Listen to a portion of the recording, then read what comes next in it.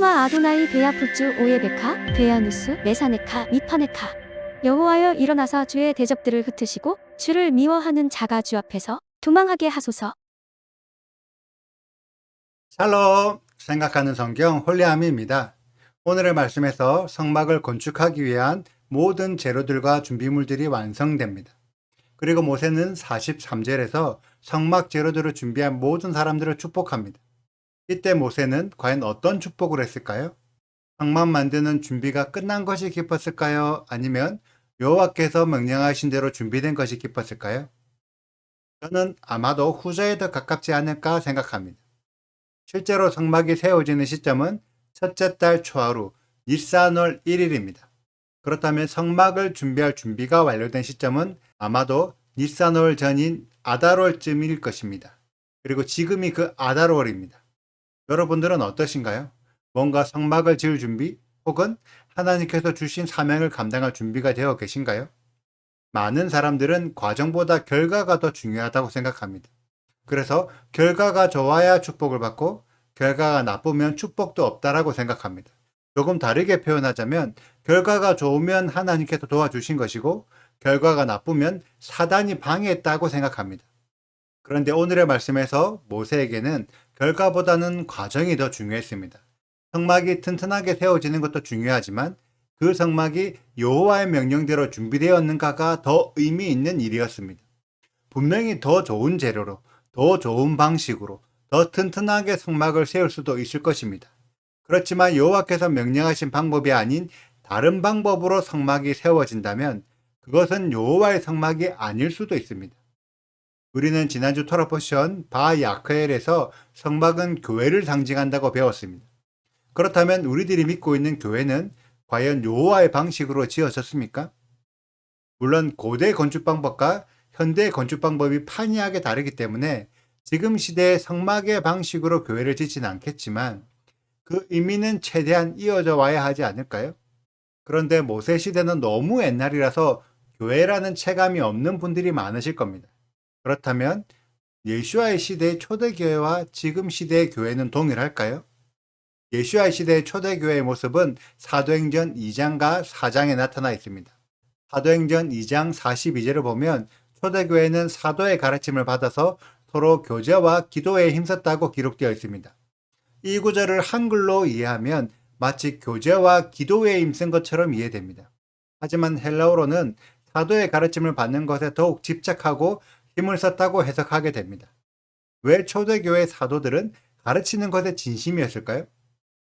올바른 믿음은 하나님의 말씀을 제대로 아는 것에서 시작하는데 당시 유대 사회는 사두개파와 바리새파의 가르침 때문에 여호와 하나님의 말씀을 오해하고 있었기 때문입니다. 그래서 예수께서 오셔서도 오해하고 있던 하나님의 말씀을 재해석하여 풀어주므로 제대로 이해할 수 있도록 도와주었고 초대교회 사도들 역시 제대로 된 하나님의 말씀을 풀어주는 데 집중했습니다. 과연 이때 초대교회 사도들은 어떤 말씀을 가르쳤을까요? 예수와의 말씀을 가르쳤을까요? 당시에는 우리들이 생각하는 신약 성경이 기록되기 전입니다. 그래서 당연히 구약 성경을 기반으로 잘못 오해되고 있던 부분들을 하나씩 풀어주고 있었습니다. 예수와의 가르침을 참고해서 예수와를 메시아로 대입하여 구약 성경을 풀었던 거죠. 그래서 초대교회 성도들은 실제로 예수와를 믿었던 것이 아니라 예수와께서 하나님께서 말씀하신 그 메시아라는 것을 믿었습니다. 원래 예수와를 믿는다는 의미는 구약에 계시된 메시아를 믿는다는 의미입니다. 그래서 46절을 보면 초대교회 성도들이 어디에서 모였냐면 날마다 성전에서 모였습니다. 만약 예수와의 가르침이 자신이 성전의 완성이라서 더 이상 성전이 필요 없고 희생제사도 필요 없다고 가르쳤다면 초대교회 성도들은 날마다 성전으로 모이지 않았겠죠. 그런데 성전에 가면 누가 있습니까? 대제사장과 제사장들이 있습니다. 초대교회는 그들의 모습을 보면서 대제사장 대신 예수와의 사명을 하나씩 대입하는 거죠. 그 결과 47절에 구원받을 사람이 날마다 늘어갔습니다. 예수와를 믿어서 구원받는 것이 아니라 구원을 줄 메시아를 정확하게 깨닫게 된 거죠. 이것이 초대교회의 가르침이었습니다. 구약 성경을 기반으로 정확한 메시아관을 가르치는 것. 여호와 하나님께서 정하신 메시아는 대제사장의 사명을 감당하는 메시아이며 그 메시아가 예수아라는 것을 깨달았기 때문에 구원에 이르게 되는 거죠. 그리고 사도행전 4장 24절부터 예수아를 메시아로 믿고 있는 초대교회의 기도가 나오는데, 이때 초대교회는 여호와 하나님과 예수아를 분리해서 생각하고 있었습니다. 그래서 27절을 보면 예수아를 여호와의 기름 부음 받은 종, 사명자라고 생각하고 있었고, 그 사명자를 통해서 여호와 하나님께 가까이 가고자 했습니다.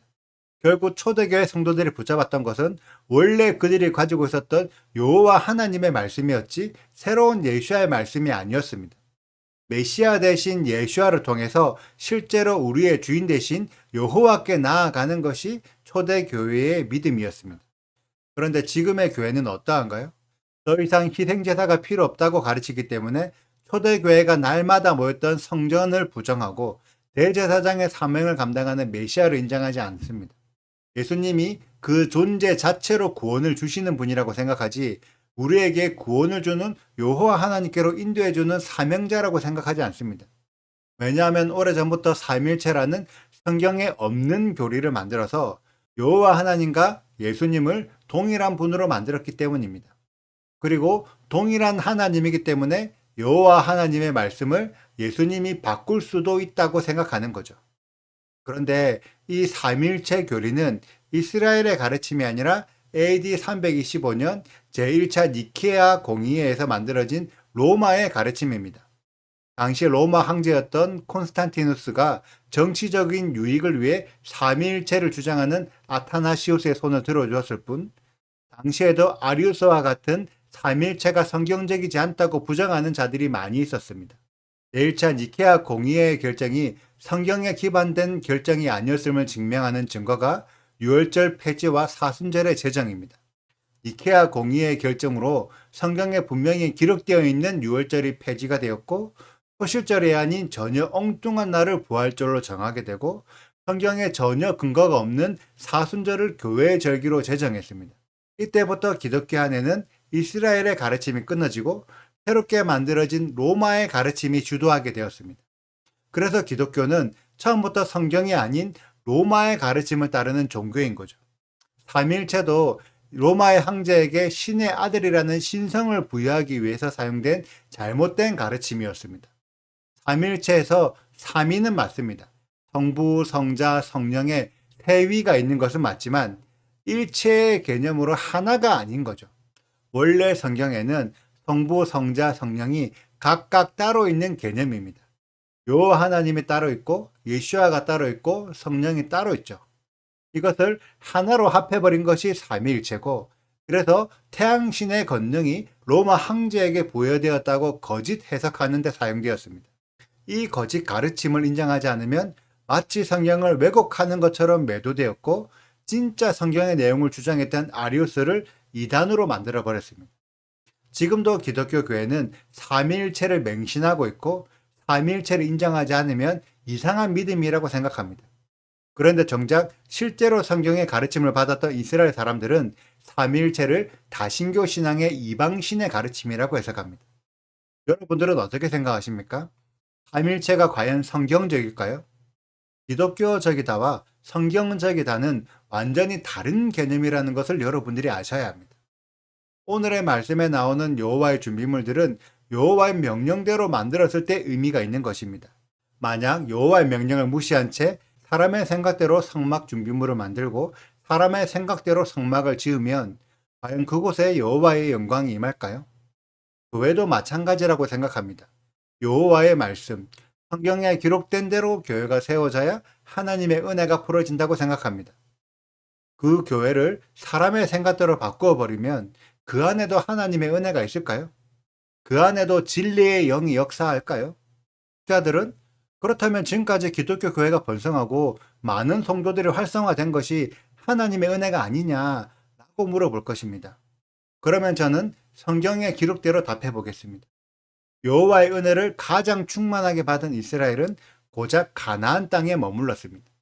그런데 여호와의 은혜와 상관없이 자신의 힘으로 성장하여 넓은 지역을 다스리는 제국을 이루었던 아수르와 바벨론은 그 이스라엘을 멸망시켰습니다. 제가 여러분들에게 다시 질문하겠습니다. 제국을 형성한 아수르와 바벨론이 은혜를 많이 받았습니까? 멸망당한 이스라엘이 은혜를 많이 받았습니다. 기독교의 은혜, 기독교의 영광을 주장하시는 분들은 전 세계 역사 안에서 기독교가 자행했던 폐악질의 역사도 함께 주장하셔야 할 것입니다. 역사를 보셔야 됩니다. 지금까지 세계 역사 안에서 기독교가 무슨 일을 해왔는지, 여러분들의 역사 시간에 대학살이라고 배워왔던 사례들의 상당수가 기독교인들이 벌인 짓들입니다. 초대교회가 그렇게 했습니까? 예수와의 가르침이 그랬습니까? 도대체 이들은 누구의 가르침을 받아서 이런 짓을 한 거죠? 곧 여호와의 성막이 세워질 것입니다. 성막이 세워질 그때 여호와 하나님의 명령대로 만들었더라 라고 칭찬받는 성경적인 믿음을 가진 우리 홀리아미 가족들이 되시길 축복합니다. 오늘의 영상에 많은 내용을 다 전달할 수가 없어서 내일 조금 더 이어서 교회에 대한 부분을 나누겠습니다. 오늘의 영상은 여기까지입니다. 끝까지 시청해 주셔서 감사하고 오늘의 말씀을 읽으시면서 궁금하신 부분이 있다면 언제든지 댓글로 남겨주세요. 오늘도 감사합니다. 샬롬! 그들이 성막을 모세에게로 가져왔으니 곧 막과 그 모든 기구와 그 갈고리들과 그 널판들과 그 띠들과 그 기둥들과 그 받침들과 붉은 물을 들인 순양의 가죽 덮개와 해달의 가죽 덮개와 가리는 휘장과 증거계와 그 채들과 속죄소와 상과 그 모든 기구와 진설병과 순금 등잔대와 그 잔 곧 버려놓는 등잔대와 그 모든 기구와 등류와 금 제단과 관유와 향기로운 향과 장막 휘장 문과 놋제단과 그 놋 그물과 그 채들과 그 모든 기구와 물두멍과 그 받침과 뜰의 포장들과 그 기둥들과 그 받침들과 뜰문의 휘장과 그 줄들과 그 말뚝들과 성막 곧 회막에서 사용할 모든 기구와 성소에서 섬기기 위한 정교한 옷 곧 제사 직분을 행할 때에 입는 제사장 아론의 거룩한 옷과 그의 아들들의 옷이라. 여호와께서 모세에게 명령하신 대로 이스라엘 자손이 모든 역사를 마침에 모세가 그 마친 모든 것을 본즉 여호와께서 명령하신 대로 되었으므로 모세가 그들에게 축복하였더라. 구독과 좋아요를 눌러주세요. 그리고 알림 설정도 해주시고요. 그리고 하트도 꼭 눌러주세요. 슈바 아도나이 리베보트 알레페 이스라엘 여호와여 이스라엘 천만인에게로 돌아오소서.